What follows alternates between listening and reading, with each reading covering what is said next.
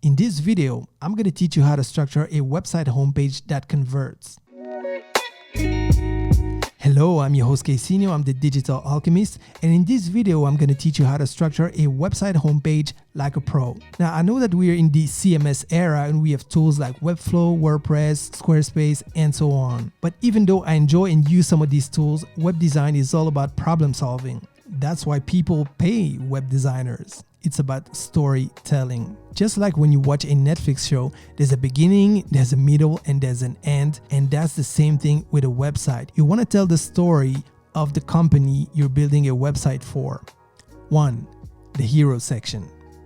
So in case you're not familiar with it, the hero section is the first block that you see on the homepage. Now this section is very critical because basically when people land on your website, you have like 6 seconds to convince them to stay, and that's the job of the hero section. So it's very critical that you use elements that will trigger the interest of your target user. And that's why using themes is not always the solution because, hey, every website project has different target users. Now, to make all this easier to understand, in this video, we're going to take the example of a house builder. So if we take a look at the wireframe, we see we have an image in the background, and obviously this could be just a house or a house with people. And then we want a title, we want something to hook the viewer's attention, and that's very, very important. And then you want to invite the viewer to take action right away. So what's very essential is that as soon as the people land on your page, they should know whether this is for them or not. So make sure you don't clutter the hero section with too many calls to action, too many things, too many moving parts. You really want people to focus and see right away, is it for me or not? And then they take action. And if they decide to take action or just scroll down the page, they will move on to the second section. 2. The pain point section. So I've called it the pain point section because I'm going to show you. So if I click on action here, I'll land into the pain point. So the title should hook the viewer once again because you've passed the 6 seconds, but now you got less than 20 seconds to make sure that they continue to visit on the rest of your website. So the pain point is exactly that, because too many times I see just random hero sections and they say, oh, we're the best, we do this, blah, blah, blah. But if you don't explain the problem first, how can you bring a solution? And that's why I call it the pain point. In this section, you will explain why they need you. So on the left-hand side, you want to have a big and bold title. You want people to notice, because the truth is people don't read on a website. They read very little. Unless they're trying to decide between you and a competitor, then they may start reading, or they may just call you, but you still need that text here on the right hand side. You need it for Google and you need it in case people want to read. But whatever you do, you need to do at least a little bit of research. And once you know what are their pain points, look at the biggest one, and all you have to do is just write it there. The pain point. The idea is that really when people scan the page, if they don't read the paragraph on the right hand side, they still know what's going on and they know it's for them. And if you did your job correctly and if it's for them, they will move on to the next section. 3. The showcase section. So the showcase section, as it says, is where you're going to showcase what the company does. So if we move to the next section, here we see a gallery. So in our example, it's a house builder. So basically we're going to show some houses. We may show some people. It really depends on the situation. But whatever you do, you want to show the quality of the work, because you've already told people why they should stay on the website. You've told them that you have a solution to their pain points. And now you need to show them that you are qualified and that your stuff is really, really good. So it could just be a gallery. So you click on the image and the image gets bigger. Or it could be that each image will link to a different page where you explain the project. And for a house builder, that's how you should do it, in my opinion. And I'm going to show you that in a moment. So if you want to see how this translates into the real world, make sure you stay until the end, because I'm going to show you the actual design once we're done with the wireframes. Now, something important is that in this section, you don't want to showcase everything you have. You don't want to have 30 pictures and you don't want to show everything. First of all, people are going to get overwhelmed. When there's too many choices, there's overwhelm. So make sure you don't put too much. And second, if you have 30 pictures, that's going to make your website page very, very heavy, which means that Google is not going to like it. 4. The USP section. Now, what's the USP section? So let's take a look. If I click on action or just scroll down, I get to that famous USP section. So by USPs, we mean unique selling propositions. Now that's a term that I remember from a book from J. Abraham. But basically what this means is that this is what makes you different from the competition. So oftentimes I go on various websites and they have a section looking like this, and they would say something like, we're professional. I mean, that's the bare minimum. You should be a professional. So for me, being professional is not a USP. This is the bare minimum. Everyone that's selling stuff should be professionals.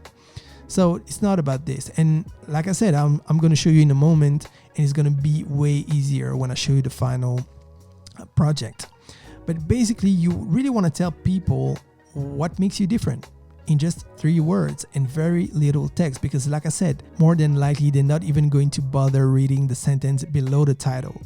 So you should pick 3 elements. It could be 4, it could be 2, but don't ask me why, but it seems like the human brain likes things when they go with 3, especially when it comes to convincing people. So the purpose of this section is to make sure that people know what makes you different from your competition, because more than likely they have like 10 or 20 or 30 tabs open with your competitor's website, and they want to see in a glimpse why you're different and why should they do business with you. 5, social proof. So when we talk about social proof, we talk about the testimonials, because we're human beings and we like to validate our decisions based on other human beings.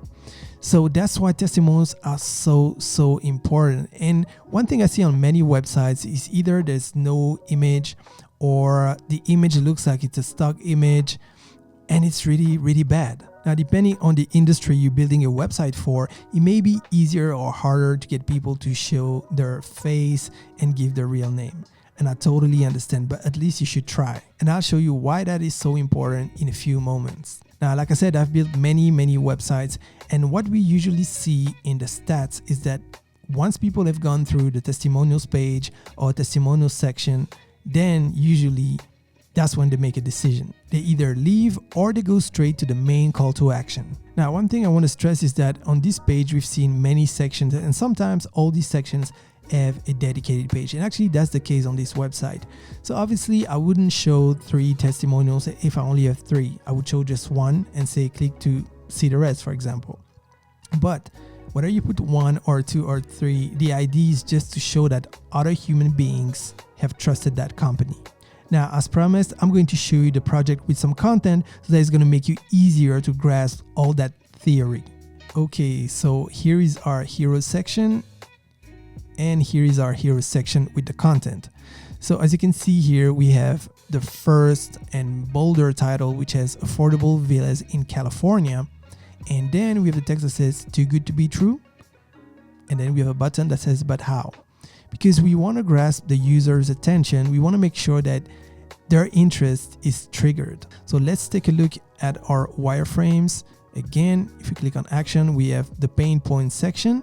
And now if you go to the finished project, this is our pain point section. So like I said, most people, they won't even read what's on the right hand side. They would just read what's on the left hand side because it's bigger and bolder. So here it says, are you tired of searching for affordable homes in California? How about 30 to 45% cheaper? And this is where you have a chance to make a difference. Now, if you remember in our wireframe, the next section is our showcase section. So basically you want to show the best quality of what we're doing as a house builder. So let's take a look and let's click on the button, and there we are. So it's slightly different from the wireframes, but it's the same spirit. I want to showcase the quality of the work. And as you'll see in a moment, I've actually kept that gallery. So now I can move the slider here, and you don't have to do that all the time, but it's a nice to have. Now, if I click on latest work, as you can see here, we have the gallery. And now if I go back to the wireframe, you can see that it's pretty similar. So at this stage, it could just be images, and when you click on them, they expand.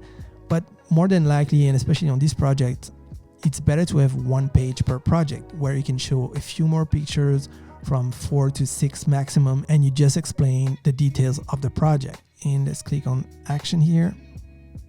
And as you can see, our next section is the USP section.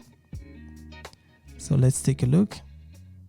Why choose us? So I hope that it now makes more sense than in the wireframes, because in the wireframes it was very theoretical. But as you can see here, we have 3 main keywords. So affordable, innovating, and planet friendly. So if any of these 3 keywords triggers the interest of the user, then they may start reading the rest. So obviously they're here for affordable houses. So affordable, our houses are 30 to 45% less expensive than the competition. Then we have innovating, and then planet friendly, because maybe that's what the company stands for and maybe they're looking for that type of clients. And last but not least, the testimonials section that you can see here. And if I go back to the finished project, that's how it works. Now, of course, in this example, these are stock images and you don't want to do that in real life. You want the real pictures, but you get the idea. You want to see faces, and it's better if the quality of the image is good and if people are smiling, because sometimes I see people with testimonials pictures like this and you don't want to do that. So make sure you have nice pictures of people smiling. Now, something that I want to stress is that you don't have to put this exactly in that order. Now, of course, the hero section should be on top, and then you should have the pain point. But then sometimes you have the main call to action right after that. It really depends. And usually what I do when I'm not sure, I do some A/B testing and I let the numbers decide. And right after that, all they have to do is click on the get a free quote, or here in the top navigation, get a free quote. And if they do that, it's mission accomplished for you, the website builder. Now, I could go on and on and on that topic, but you now have a solid foundation on how to create a professional homepage structure. Now, if you want to know more about web design and you want to get better at your craft, make sure you subscribe to the channel and also watch the videos appearing on screen right now. I truly believe those videos can help you on your journey, because they're the type of videos I wish I had when I got started.